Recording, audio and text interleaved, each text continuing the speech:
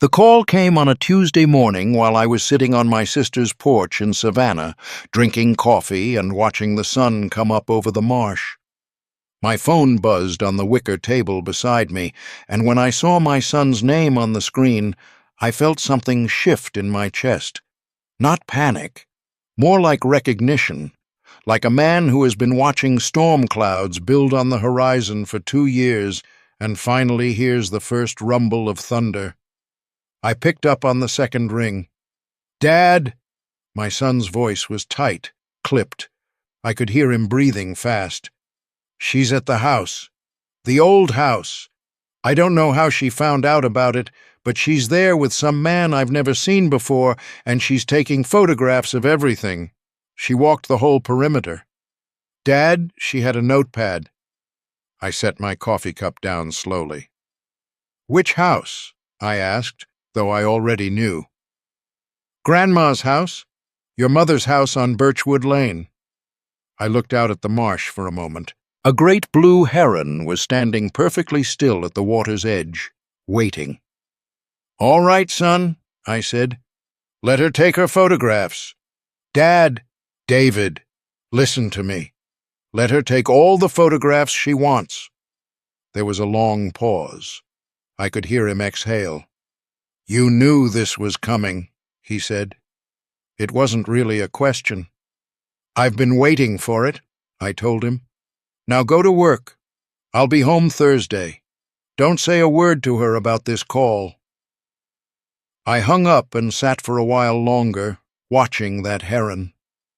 It stood there in the water without moving, patient as stone, and after a long moment a small fish came close enough, and the bird struck so fast I almost missed it. I had been patient for 2 years. I could manage 2 more days. My son David is 39 years old. He has my mother's eyes and his own mother's stubbornness, which is to say, he is both gentle and impossible to move once he has made up his mind about something. He works as a structural engineer for a firm in Atlanta, and he is good at his work in the way that quiet, careful men are good at things, not with flash, but with precision. He checks his calculations twice. He sleeps well at night. He is, in most ways, exactly the kind of man I hoped he would become, which is why it hurt me so much to watch him fall in love with Vanessa. He met her at a conference in Charlotte. She had been working for a real estate development company, handling client relations, and she had a way of making every person in a room feel like the most important one there. I noticed it the first time David brought her home for dinner. She complimented my cooking twice before she sat down, asked thoughtful questions about my 30 years as a high school math teacher, and looked at my son with what I can only describe as practiced tenderness. Eyes soft, hand resting lightly on his arm at exactly the right moments. She was lovely. She was polished. And something about her made the hair on the back of my neck stand up. I said nothing. A man who loves his son knows that the fastest way to push him toward a woman is to tell him to stay away from her. So I watched. I was courteous at every dinner, every holiday, every Sunday phone call where David told me how wonderful she was, how she understood him, how she was different from anyone he'd ever known. I watched, and I listened, and I waited for what I already suspected would eventually reveal itself. It took 8 months. The first sign was small enough that anyone else might have dismissed it. Vanessa mentioned, almost in passing, that her parents had gone through some difficulties a few years back. A bad investment, she said, a business partner who had betrayed them. It was sympathetic the way she told it, and David nodded along with real concern. But she mentioned it at the exact moment we had been discussing the value of my mother's house on Birchwood Lane. I noticed the timing. I filed it away. The second sign came when she started asking David about the house directly. Not to me, she was too smart for that.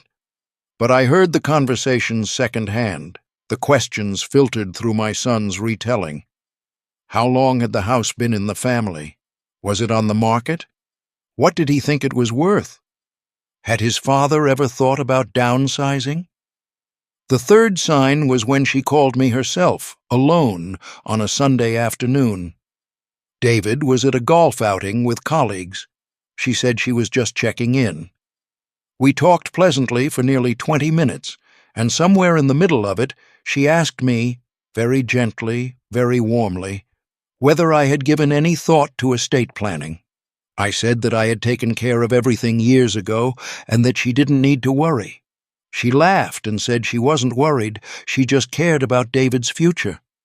I told her that David's future was well protected and changed the subject. After we hung up, I sat in my living room in the quiet of a Sunday evening, and I thought about what I needed to do. Not about whether I was right about her. I was already certain of that. I thought about how to protect my son without losing him. Because David loved her. Whatever she was, whatever her reasons, he genuinely loved her. And if I moved wrong, I wouldn't just fail to protect him, I would lose him too. So I did not move against her. I moved around her.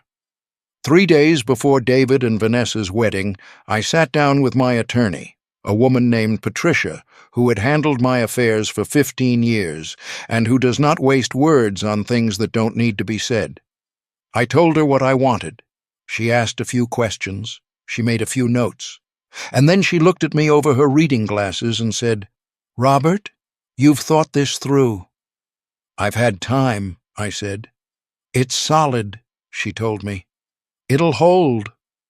What we put in place was not complicated, but it was thorough. The house on Birchwood Lane, my mother's house where I grew up, where David spent every summer of his childhood running through the backyard and catching fireflies in mason jars, was placed into a family trust. It had always been in my name. Now it was in the trust's name. The trust had one beneficiary, my son David. But the terms were specific. The house could not be sold, refinanced, or transferred without the trustee's approval. The trustee was Patricia. And there was one additional clause, one that Patricia had raised an eyebrow at, but had written in clean, unambiguous language. If David ever needed to access the trust's primary asset, he would first need to meet with the trustee and review a sealed document that I had placed in Patricia's keeping. That document was a letter. I had written it myself, by hand, on a Saturday morning 6 months before the wedding, at the kitchen table where my wife used to grade her nursing school papers. I wrote it to my son. I told him about his grandmother, what she had sacrificed to hold on to that house, what it had cost her in years of double shifts and second-hand everything, and never once complaining. I told him about his mother, who had made me promise before she died that David would always have something solid under his feet, something real. I told him what I had observed about Vanessa, carefully and without cruelty, and I told him that if he was reading this letter, then something had happened that made it necessary, and that whatever it was, I needed him to think clearly before he signed anything or agreed to anything or walked away from anything. I told him I loved him. I told him that every decision I had ever made about this house had been made with his face in mind. Then I sealed the letter, gave it to Patricia, and went home and made dinner. David and Vanessa were married in September. The wedding was beautiful. She wore a dress that she mentioned cost more than my first car, and she laughed when she said it in a way designed to show she was joking. She was not joking. They honeymooned in Portugal. They came back and moved into the condo in Buckhead that David owned, a clean, modern place on a high floor with good light. For a while, things were quiet. I had dinners with them once a month, sometimes twice. I was always courteous. I always brought wine. Vanessa was always warm, always engaged, always asking about my health and whether I was eating well and whether I had thought any more about moving somewhere closer to them. I told her I was fine where I was. I told her I liked my neighborhood and my routine and my garden. She smiled and said she understood completely. The first real move came 14 months after the wedding. Vanessa came to David with an idea. She had been researching, she said. She had been talking to people in real estate. The market in the neighborhood where Birchwood Lane sits had shifted significantly. Property values had climbed, and a developer she knew through her old job was actively looking for lots in that corridor. She thought that if I were willing to sell my mother's house, the timing could be very favorable for everyone. David brought it to me over the phone. He was careful, measured. He clearly wasn't sure how he felt about it himself, and he was framing it as just something Vanessa thought might be worth discussing. I told him I appreciated her thinking of me, but the house wasn't for sale. He said he understood. I could hear the slight relief in his voice, and I stored that away too. 3 months after that, Vanessa called me directly again. This time she did not bother with the warm-up. She said she had done some research and she understood that the house was held in some kind of trust arrangement, which she thought was probably very well-intentioned, but she had spoken to someone, a friend with legal background, she said, and there were options for restructuring, modernizing, making it more flexible. She said the word flexible, the way some people say it when they mean accessible to me. I let her finish. Then I said, "Vanessa, my mother worked for 41 years to hold on to that house. My wife made me promise to protect it. My attorney structured the trust, and it will remain exactly as it is. I think you know that already. I think that's why you found it." There was a pause. "I'm just trying to think about the future," she said, and her voice had gone careful in a way that was different from her usual warmth, flatter, more precise. "The future is taken care of," I told her. "You don't need to worry about it." After that call, I called Patricia and told her to be ready. I had a feeling the photographs would come soon. I got home from Savannah on a Thursday afternoon. David came over that evening. He sat at my kitchen table the way he used to when he was a teenager and something was troubling him, both hands around a mug of coffee, looking at the table.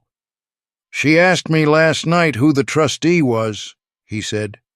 "She wanted the name and contact information." "What did you tell her?" "I said I didn't know Patricia's last name." He looked up at me.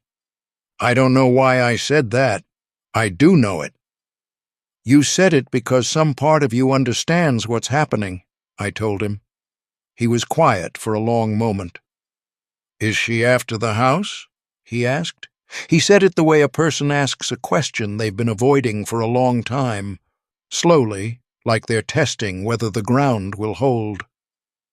"I think she has been interested in the house since before she was interested in the wedding," I said. I was careful. I was not cruel. "I think she loves you in whatever way she is capable of loving someone. I also think that she comes from a family that lost a great deal of money and that she has been trying to rebuild a sense of security, and she has chosen a method that is going to hurt you if it's allowed to continue." David stared at his coffee. "The photographs," he said. "She was assessing the property, looking for grounds to challenge the trust or to determine what the lot is worth to a developer. That man with the notepad was almost certainly an appraiser." "How long have you known?" "I have suspected since before the wedding. I have been certain for about 8 months." He looked at me then, and I saw something cross his face that was complicated and painful to witness. The particular expression of a man realizing that the person he trusted most in the world has been managing a situation behind his back, and also realizing that the person who did it was his father, and also realizing that his father was right. It is a hard thing to feel grateful and grief-stricken at the same moment. "You could have told me," he said. "You were in love," I said. "If I had told you, you would have defended her.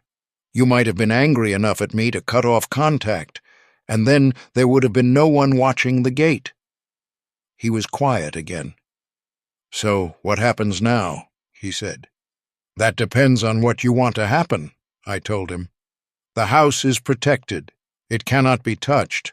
The trust is written the way your grandmother would have wanted it written, and the way your mother asked me to write it. No one can take it. But what happens in your marriage? That's not something I can manage for you. That has to be your decision. What happened over the next several weeks I will not detail entirely, because it belongs to David more than it belongs to me. There were conversations between him and Vanessa that I was not present for. There was a session with a counselor that David suggested, and that Vanessa agreed to attend once, and then declined to attend again. There was a morning when David showed up at my door at 7 a.m. with nothing but his phone and his car keys, and sat in my kitchen for 3 hours without saying much at all. What I can tell you is this: 2 months after I came home from Savannah, David called me on a Sunday morning and told me that he and Vanessa were separating. He said it plainly, without drama, the way he announces things he has decided and is not going to undecide. He said he was going to be all right. He said it twice, which is what he does when he's telling the truth and also trying to convince himself. I told him I was proud of him. He said that seemed like a strange thing to be proud of. I told him being clear-eyed about a painful truth is one of the hardest things a person ever does, and that I had watched him do harder things than most men would ever face, and that he had done it with grace, and that his grandmother would have been proud of him too. He didn't say anything for a moment. I heard him clear his throat. "The house," he said eventually. "Tell me about the house. Tell me what she was like." "Grandma, tell me something I don't know." So I did. I told him about his grandmother coming north from Alabama in 1958 with $40 and an address written on a piece of paper. I told him about her working double shifts at the hospital laundry and the department store simultaneously for 11 years until she could afford the down payment on Birchwood Lane. I told him about the summer she painted the porch herself because she couldn't afford to hire anyone, and how she painted it the wrong color and laughed about it for 20 years afterward. I told him that the summer before his mother and I were married, his grandmother had pulled me aside and told me that the house would belong to her grandchildren one day, and that she expected me to make sure it did. David listened to all of it without interrupting. When I finished, he said, "She sounds like she was something." "She was the foundation," I told him. "Everything else we built on top of what she laid down." Patricia met with David the following month. They sat together in her office, and she gave him the sealed letter. She told me later that he read it twice, slowly, and that when he finished he folded it carefully along its original creases and put it in the inside pocket of his jacket. He called me that evening. "You wrote that before the wedding," he said. "Yes." "You knew." "Expected," I said. "I hoped I was wrong." "You weren't." "No." Another pause. "She was already gone by the time he read about the trust structure," he told me. "She moved out the week after I told her I had met with an attorney of my own. She didn't fight anything. I think she knew there was nothing to fight for." "There wasn't," I said. "She thought the house was the prize," he said slowly, like he was working something out. "She spent 2 years thinking the prize was the house." "A lot of people make that mistake," I told him. "They look at what a family has accumulated and they think that's the thing worth having. But it isn't. The house is just wood and brick. What your grandmother built, that was character. That was love that didn't stop even when it was tired. You can't photograph that. You can't put it in a trust. You either inherit it or you don't, and you did, David. You inherited it completely." He was quiet for a long time after that. "Thank you, Dad," he said at last. "You don't need to thank me," I told him. "Your grandmother did the hard part 60 years ago. I just made sure nobody could take what she left behind." Birchwood Lane in October is a particular kind of beautiful. The maples along the block go orange and deep red, and in the late afternoon the light comes through them at an angle that makes the whole street look like something from a painting. I drove out there on a Saturday a few weeks after David and I had that last conversation. I parked in front and sat for a while looking at the house. The porch is still the wrong color. My mother painted it a dusty rose that she called cheerful and that everyone else called a lot. It has been repainted 3 times since she died, always to something more subdued, but the last contractor matched the original almost exactly. I don't think he realized he was doing it. And now it sits there on Birchwood Lane, looking cheerful and a little defiant, the way my mother always looked. David pulled up behind me about 20 minutes later. I hadn't told him I was going. He said he had been thinking about driving out there all week and had finally just decided to do it. We sat on that porch together for almost 2 hours.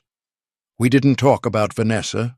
We talked about his grandmother, about his mother, about a summer when David was 11, and we had all stayed at the house for 2 weeks, while our roof was being replaced, and his grandmother had taught him to play gin rummy and beaten him every single game and refused to let him win even once. She said letting me win would be an insult, David said. She said I was smart enough to beat her fair and square if I paid attention. Did you ever beat her? He smiled. Once. The last summer before she passed. She acted like she was annoyed, but I could tell she was proud. We sat there as the light went long and golden through the maples, and the neighborhood got quiet the way neighborhoods do on fall evenings, and neither of us needed to say anything important because everything important had already been said. The house sat solid behind us, the way it had always sat, the way it would sit for David's children if he had them, and for theirs after that. Not because of anything I had done, because of a woman who came north with $40 and a piece of paper and decided that her family deserved something permanent. I had just made sure nobody could take it from them. That was all I had ever done. That was enough.